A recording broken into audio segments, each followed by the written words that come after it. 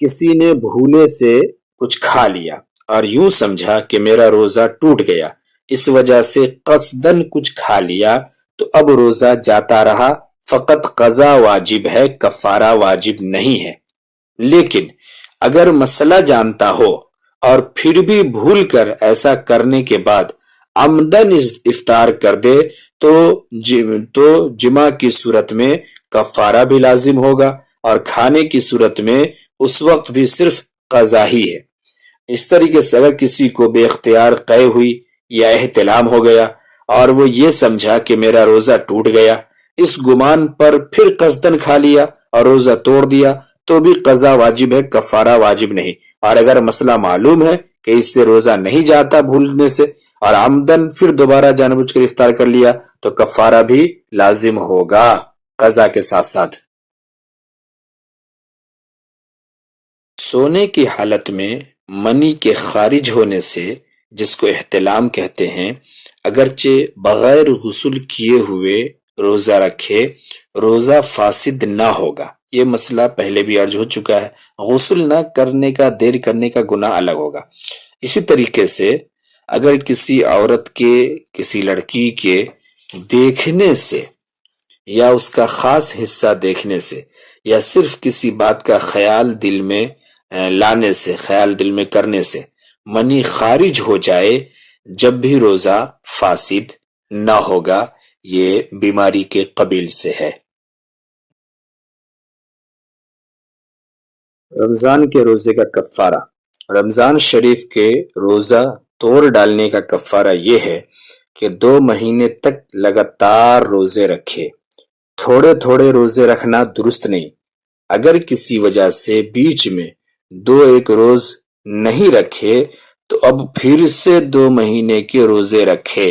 ہاں، جتنے روزے عورت کے حیض کی وجہ سے جاتے رہے ہیں وہ معاف ہے، ان کے چھوٹ جانے سے کفارے میں کچھ نقصان نہیں آیا، لیکن پاک ہونے کے فوراً بعد پھر روزے رکھنا شروع کرے اور 60 روزے پورے کرے۔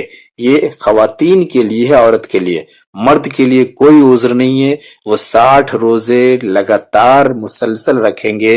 اگر بیچ میں وہ 1-2 روزہ چھوڑ دے تو پھر اس کے پہلے کے سارے روزے گنتی نہیں ہوں گے، دوبارہ پھر 60 روزے پورے کرنے ہوں گے۔ یہ ہے رمضان کے روزوں کا کفارہ۔ احتلام ہی کی طرح ایک اور مسئلہ ہے جسے سمجھنے کی ضرورت ہے، وہ یہ ہے کہ اگر کوئی عورت رات کو پاک ہوئی اپنے خاص دنوں سے، حیض سے، نفاس سے، تو اب صبح کو روزہ نہ چھوڑے۔ اگر رات کو نہائی نہ ہو تب بھی روزہ رکھ لے، وہ پاک ہو گئی ہے، اس سے معلوم ہے کہ سلسلہ بند ہو گیا ہے، نہا نہیں سکی ہے تو کوئی بات نہیں ہے، وہ روزہ رکھ لے اور صبح کو نہا لے۔ اور اگر صبح ہونے کے بعد پاک ہوئی ہے تو اب پاک ہونے کے بعد روزے کی نیت کرنا درست نہیں ہے، لیکن کچھ کھانا پینا بھی درست نہیں ہے۔ اب دن بھر روزے داروں کی طرح رہنا چاہیے، یہ سمجھنے کی ضرورت ہے۔ کفارہ روزے کے بدلے میں اگر کوئی روزہ نہ رکھ سکتا ہو تو 60 مسکینوں کو کھانا کھلائے، اور اگر کوئی کھانا نہ کھلائے بلکہ 60 مسکینوں کو کچا اناج دے دے تو بھی جائز ہے۔ ہر ایک مسکین کو اتنا دے جتنا صدقہ فطر دیا جاتا ہے، کم سے کم صدقہ فطر کی جو مقدار بنتی ہے اتنا کچا اناج دینا ضروری ہے، اور صدقہ فطر کا بیان یہ زکوٰۃ میں آگے آئے گا، اور باقی صدقہ فطر کے تعلق سے ہم جانتے ہیں کہ کتنا صدقہ فطر ہوتا ہے، اتنا ہم کو دینا ہے تول کر کے، یا ایک صدقہ فطر کے برابر ایک روزے کا کفارہ ادا کرنا ہے، یہ سمجھ لیں۔ آج کل ایک مسئلہ بہت لوگ پوچھتے ہیں، چونکہ آج کل سہولتوں کا زمانہ ہے اور بہت آسانیاں اس وجہ سے، لیکن سمجھ لے مسئلہ تو یہی ہے کہ اگر کوئی سفر میں ہو، مسافرت میں ہو، تو اس کو بھی درست ہے کہ روزہ نہ رکھے، پھر کبھی اس کی قضا رکھ لے۔ لیکن بات سمجھے، اگر سفر میں روزے سے کوئی تکلیف نہ ہو، جیسے ریل پر سوار ہو، اے سی کا ٹکٹ ہو، ہے نا، اور یہ خیال ہے کہ شام تک گھر پہنچ جاؤں گا، یا ہوائی جہاز سے بائی پلین سفر کر رہا ہے، یا اپنی گاڑی سے ہے اور اپنے ساتھ سب راحت و آرام کا سامان موجود ہے، اسی کار میں ہے، تو ایسے وقت سفر میں بھی روزہ رکھ لینا بہتر ہے۔ اور اگر روزہ نہ رکھے بلکہ قضا رکھ لے تب بھی کوئی گناہ نہیں ہے۔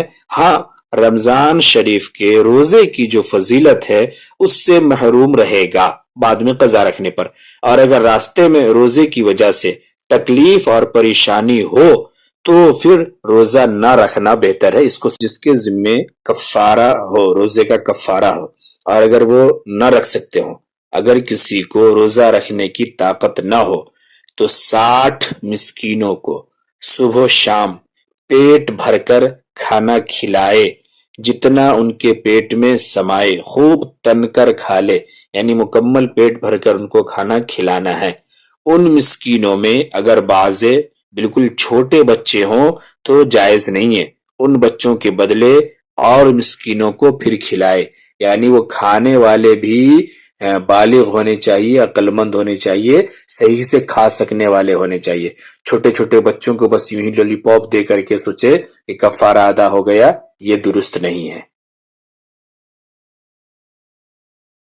فدیہ: کوئی شخص جس کو اتنا بڑھاپا ہو گیا کہ روزہ رکھنے کی طاقت نہیں رہی، یہ ایسا بیمار ہے کہ اب اچھا ہونے کی امید نہیں ہے، نہ روزہ رکھنے کی طاقت ہے اور وہ آگے امید بھی نہیں ہے، تو وہ روزہ نہ رکھے اور ہر روزہ کے بدلے ایک مسکین کو صدقہ فطر کے برابر غلہ دے دے، یا صبح و شام پیٹ بھر کے اس کو کھانا دے۔ رمضان ہے تو رات کا کھانا اور سحر اس کو کھانا دے۔ شریعت میں اس کو بھی فدیہ کہتے ہیں۔ اور اگر غلہ کے بدلے میں اسی غلے کے بقدر قیمت دے دے تب بھی درست ہے۔ اور اس طریقے سے وہ گیہوں اگر تھوڑے تھوڑے کر کے کئی مسکینوں کو بانٹ دے، یعنی غلے کئی مسکینوں کو بانٹ دے، پیسے کئی مسکینوں کو بانٹ دے، تب بھی درست ہے۔ اچانک ایسا بیمار ہو گیا کہ اگر روزہ نہ توڑے گا تو جان پر بنائے گی، یا بیماری بہت بڑھ جائے گی تو روزہ توڑ دینا درست ہے۔ جیسے اچانک پیٹ میں ایسا درد اٹھا کہ بے تاب ہو گیا، یا اسی طریقے سے کچھ زہر کا اثر ہو گیا، سانپ نے کاٹ لیا، یا دوا، تو ایسی صورت میں دوا پی لینا اور روزہ توڑ ڈالنا درست ہے۔ ایسے ہی اگر پیاس لگی، ایسی پیاس کہ لگتا ہے کہ بس اب دم نکل جائے گی، ہے نا، ہلاکت کا ڈر ہے، تو بھی روزہ توڑ ڈالنا درست ہے۔ اسی طریقے سے حاملہ عورت کو کوئی ایسی بات پیش آ گئی جس سے اپنی جان کا یا بچے کی جان کا ڈر ہے تو روزہ توڑ ڈالنا درست ہے۔ کھانا پکانے کی وجہ سے بے حد پیاس لگ گئی اور اتنی بے تابی ہو گئی کہ اب جان کا خوف ہے تو روزہ کھول ڈالنا درست ہے، لیکن اگر خود اس نے قصدن اتنا کام کیا جس سے ایسی حالت ہو گئی تو گناہ گار ہوگی، اسے چاہیے تھا کہ آرام کر کر کے کام کرتی، لگاتار اتنا کام نہ کرتی۔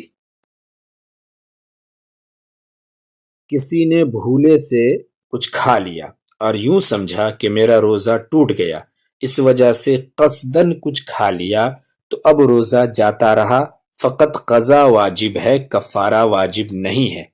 لیکن اگر مسئلہ جانتا ہو اور پھر بھی بھول کر ایسا کرنے کے بعد عمدن افطار کر دے تو جمع کی صورت میں کفارہ بھی لازم ہوگا، اور کھانے کی صورت میں اس وقت بھی صرف قضا ہی ہے۔ اس طریقے سے اگر کسی کو بے اختیار قے ہوئی یا احتلام ہو گیا اور وہ یہ سمجھا کہ میرا روزہ ٹوٹ گیا، اس گمان پر پھر قصدن کھا لیا اور روزہ توڑ دیا تو بھی قضا واجب ہے، کفارہ واجب نہیں۔ اور اگر مسئلہ معلوم ہے کہ اس سے روزہ نہیں جاتا بھولنے سے، اور عمدن پھر دوبارہ جان بوجھ کر افطار کر لیا تو کفارہ بھی لازم ہوگا قضا کے ساتھ ساتھ۔